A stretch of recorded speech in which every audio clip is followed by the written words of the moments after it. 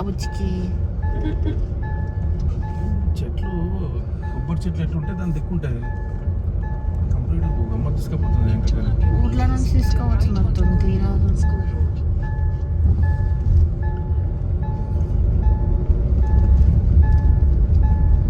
ఏ కుత్తే జరుగు జరుగు.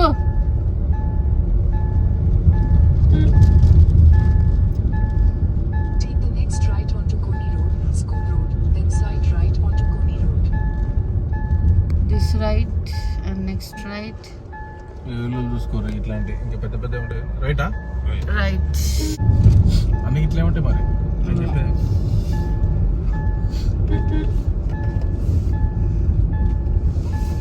కానీ మొత్తం అడవేనే బాబు, మొత్తం ఇటుపక్క అటుపక్క చెట్ల.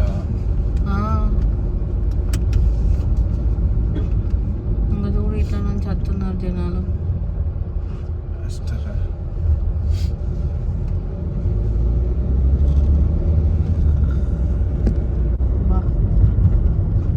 సినిమాలలో చూపించినట్టున్నది గ్రీన్ అయితే.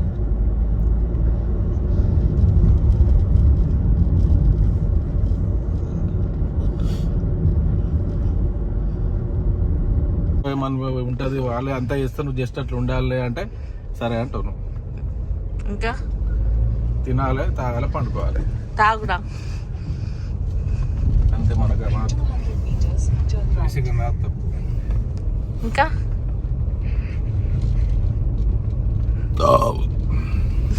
పెడతానే ఇట్లానే. నువ్వు ఏమనుకుంటున్నావు? నేను గురికా యాడ్ చేసి పెడతా మధ్యలో. నీ ఎట్లా యాడ్ చేస్తావు? రైటా లెఫ్టారా? రైట్. ఓషన్ సరే బీచ్ హోమ్ స్టేలు ఉన్నాయిరా, వెళ్ళా వెతకాలి అసలు. ఓషన్ అన్నట్టు ఎవరో ఒకరు క్యాన్సిల్ చేసిరు అనుకో, అట్లా ఏమన్నా ఛాన్స్. బీజాది బీచ్ రోడ్. అతను బీచ్ వెళ్తుంది మళ్ళీ ఇది నేను ఇట్లనే పెడతా షూ. నువ్వు అంతే ఏం మాట్లాడుతున్నావు? నేను చెయ్యా. పెట్టుకో, నాకేం పోయింది. నువ్వు ఏం పెట్టినా ఫీల్ కాను. మనకు షర్టు అట్లా పెడితేనే ఏమనలే. అబ్బా నువ్వా గులిగి గులిగి చంపి. ఏది అనిపిస్తుంది కాదనుకుంటా. ఇది అండర్ కన్స్ట్రక్షన్ ఉందారా? అది మొత్తం ఫుల్లీ కన్స్ట్రక్టెడ్ కదా. కలరే డిఫరెంట్ ఉంది. కయాకింగ్ వెనకాల లెఫ్ట్. నువ్వు లెఫ్ట్ అంటే ఎట్లా చెప్పాలరా? ముంగట ఎక్కడో లెఫ్ట్ మూగాలే బాబు. Please select the parking mode if you need assistance. ఈ మట్టి రోడ్ ఉంది, అది తీసుకోలేదు. స్లోగా తీసుకుంటున్నట్టుంది. ఎక్కడ? అక్కడ సహానా సన్ క్యాఫే. ఇగో ఇగో ఇది కయాకింగ్ మనం చేయాల్సిందే. Hello 5.2 kilometers to paddle. ఇక్కడ ఉంది ఇంత బుచ్చి బోర్డు.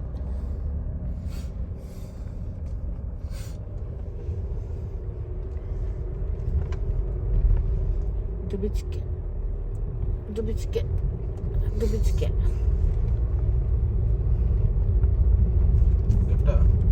ఇదే బంద్ చేసిన వచ్చింది. ఇదే కదా.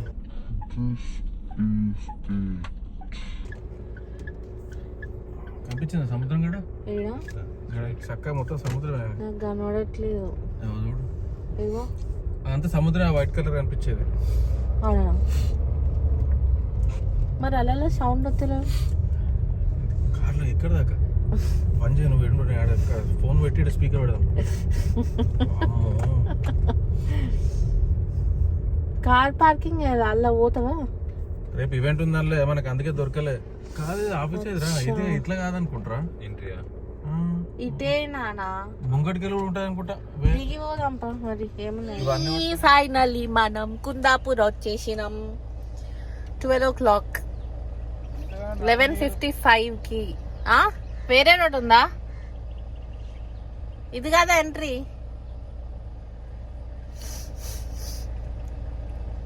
అల్లా దిగు. నా అద్దంలో కనిపిస్తుంది నాకు ఈ చెట్టు. ఆ చెట్టు వెనకాల ఉంది సముద్రం.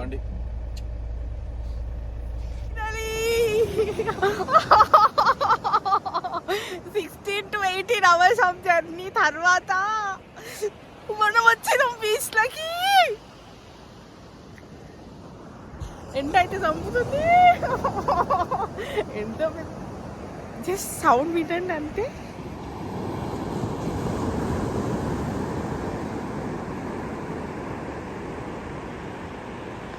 ఈ అమ్మ లోకంలో ఒక్కదాన్ని ఉన్న ఫీలింగ్ వస్తుంది నాకైతే ఇప్పుడు.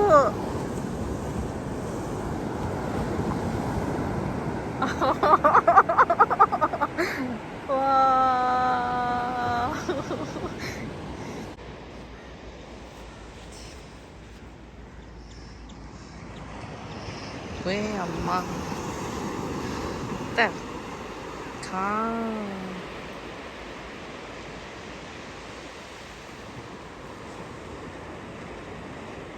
నువ్వే అంటావు అమ్మో ఇటు పోదామని. అది ఏందో వైబ్రేషన్ ఉంటుంది తెలియదా, కాళ్ళ కిందకి వెళ్ళిస్తే ఇట్లా ఇట్లా పోలే ఇంకా ఇక్కడ ఎంత ఉండేనా మనది ఆకొస్తారేమో. రే పోతావురా, రే పెద్ద వస్తుందిరా. అంతే మాట చెట్టు చేస్తుంది. ఇది మొత్తం నీళ్ళు.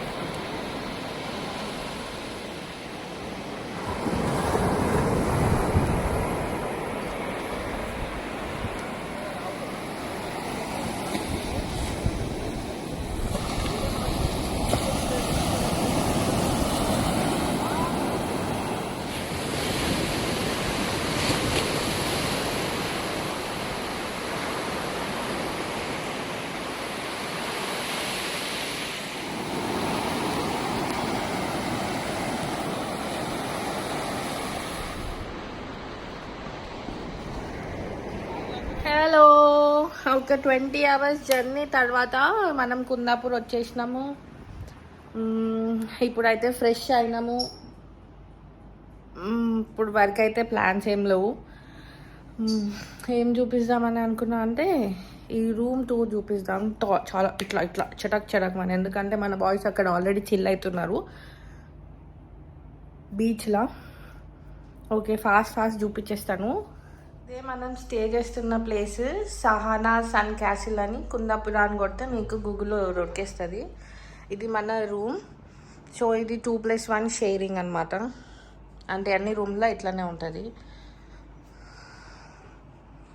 బయట నుంచి చూపిస్తే మీకు ఇక్కడ కుందాపురా స్టైల్ అంటే ఇక్కడ ఇల్లు లాగానే ఉంటుంది. నేను ఆ వీడియో తర్వాత చూపిస్తాను. మనకి ఇక్కడ టీవీ ఉంది, ఏసీ ఉంది, ఒక మిర్రర్ వచ్చింది, hello changing room and washroom. ఇప్పటి వరకు అయితే ఎట్లాంటి ప్రాబ్లం అనిపించలే. మేము అందరం ఫ్రెష్ అయినాము, చాలా నీట్గా ఉంది వీళ్ళ మెయింటెనెన్స్. కానీ ఓన్లీ థింగ్ ఇస్ వీళ్ళ దగ్గర కిచెన్ ఉండదంట. మనం ఏదైనా ఫుడ్ ఆర్డర్ చేస్తే వీళ్ళకి అక్కడ హోటల్ ఉందంట, వేరే 5 kilometers ఇక్కడ నుంచి దూరం. అక్కడ నుంచి తెప్పించి పెడతారంట. అంటే లైవ్ కిచెన్ లేదనమాట. ఇదొక అన్ప్లాన్ ట్రిప్. ఈ మాత్రం దొరకడే ఎక్కువ, అండ్ కాస్ట్ కూడా చాలా హై అయింది. చాలా అంటే చాలా ఎక్కువ అనిపించింది. ఇక్కడ ఇదంతా చూస్తే ఎక్కువ పెట్టినామని అనిపిస్తుంది. చలో ఇంకా లేట్ చేయొద్దు, ఆల్రెడీ వాళ్ళు పోయినరు, మనం కూడా పోవాలి ఫాస్ట్. తాళం వేసుకొని ఏం చేస్తుందో చూపిస్తాం కదండి. ఇప్పుడు వరకే ప్లాన్స్ అంటే చూపించే ముందు ఏంటంటే ఒక 1-2 hours రెస్ట్ తీసుకోవాలి, ఎందుకంటే 20 hours లాంగ్ జర్నీ. అంటే మధ్య మధ్యలో బ్రేక్స్ తీసుకున్నాం కానీ ఇంకెట్లుంటుంది అట్లా ఉంటుంది. ఓ 2-3 గంటలు నిద్రపోయి లేస్తే ఎండ కూడా బీభత్సంగా చంపుతాను. ఈడ కరీంనగర్లో ఎంత చలి ఉన్నదో ఈడ అట్లా చంపలు చల్లమని కొట్టే అంత ఎండ వస్తుంది. ఎండ ఉంది. సో 2-3 గంటలు వండి లేచి పోయి బీచ్లో ఎగరాలి. ఇవాళ అయితే ఇంతే ప్లాన్స్ పెట్టుకున్నాము. రేపటి సంగతి తెలియదు. ఇంకొక పెద్ద ట్విస్ట్ ఏంటంటే మనకి స్టే ఈ ఒక్క రోజుకే దొరికింది అదన్నమాట. Let's go. వాళ్ళు చంపేస్తారు ఇంకా లేట్ అయితే. అదే మనం ఉంటున్న రూమ్ ఇప్పుడు కాటేజ్. ఇక్కడ కనిపిస్తుంది. ఇక్కడ రేపు ఏదో ఫంక్షన్ ఉంది, అందుకే మనకి ఒకటే రోజు దొరికింది స్టే. ఇక్కడ కనిపిస్తుంది కదా గగ్గ, అదే సముద్రం, ఇదే బీచ్. ఇక్కడ నుంచే మన గాయ్స్ అక్కడ చిల్ అవుతున్నారు.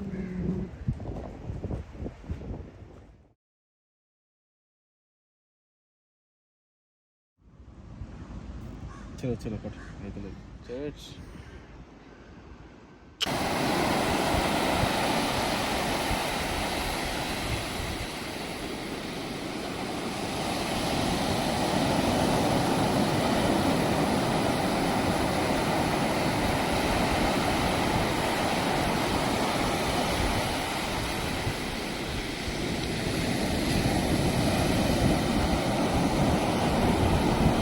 పో ఇంకా ముందుకి.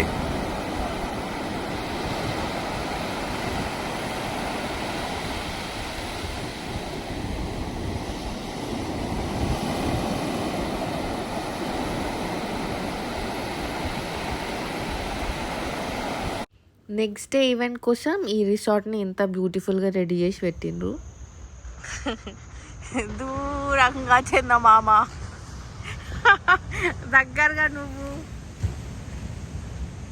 అమ్మనే సౌండ్ ఎట్లా వస్తుంది, ఘోరంగా వస్తుంది.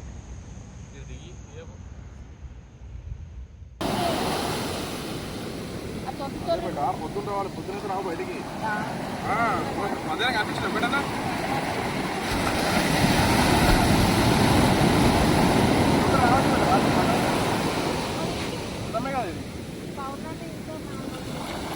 వెళ్తుంది బాగా. Hello all. అసలు నాకు ఈ వీడియోలో ఎక్కడ కూడా వాయిస్ ఓవర్ ఇవ్వాలని అనిపించలేదు, అందుకే ఇవ్వలేదు. ఈ రాత్రి పూట నేను ఈ బీచ్లో లైట్ వేసుకొని ఏం వెతుకుతున్నా అని అనుకుంటున్నారు కదా. నెక్స్ట్ అన్నీ అవే కనబడతాయి, మీరే చూడండి.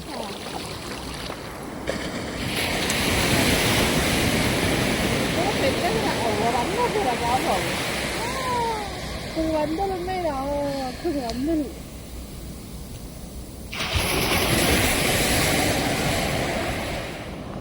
మొత్తం షోర్ అంతా అవే. దాని మీద లైట్ అంటే కనబడలేదు, కొంచెం లైట్ ఎట్లు ఉడుకుతున్నాయి చూడు. అమ్మమ్మో ఎంత పెద్దయిరా.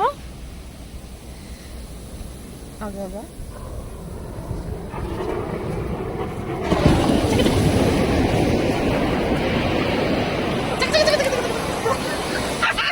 యాక్చువల్లీ కొంచెం సేపు అక్కడ స్పెండ్ చేసి పడుకొని ఒక 1-2 hours తర్వాత లేద్దామని అనుకున్నాం, కానీ మాతో కాలేదు. మేము నిద్రపోయి లేచేవారికి అది 6-6:30 అట్లా అయింది.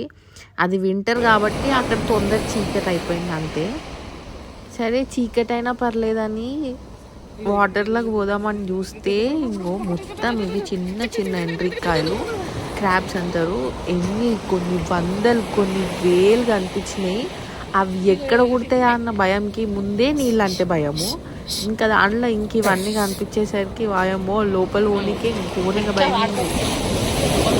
మంచి పడిందంటే కొరికి కొరికి తింటాయి అవి.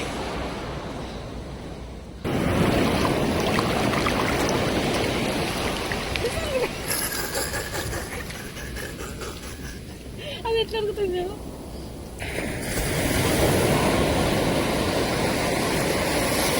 అది అలా వచ్చే సౌండ్కి ముడుచుకుంటుంది.